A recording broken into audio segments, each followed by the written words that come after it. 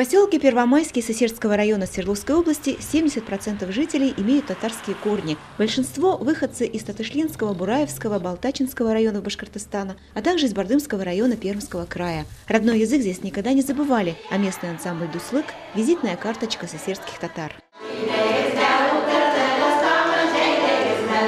Год назад в отдельный коллектив собрались внучки участниц ансамбля «Дуслык». Сначала их было 4 девочки, теперь 9. Идея она пришла из-за того, что у нас есть «Дуслык»,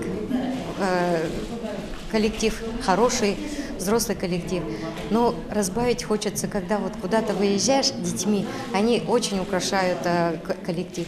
Особенно успехом детей радуются родители. Научилась немножко татарскому языку. Понимать она понимает, но разговаривать не может. Здесь все равно уже учится татарским словам, произносить правильно. Чтобы поддержать интерес детей поселка Первомайский к народному творчеству, Конгресс татар Свердловской области подарил ансамблю «Яшлик» видеопроектор и костюмы. Нравится жилетка, платье, вообще все нравится, шапка. День рождения ансамбля «Яшлик» отметили в Первомайском дружно и весело. Праздник завершился за чайным столом с традиционной татарской выпечкой и сладостями. Эльфия Габдушева, Слава Киямов, ТНВ, Свердловская область.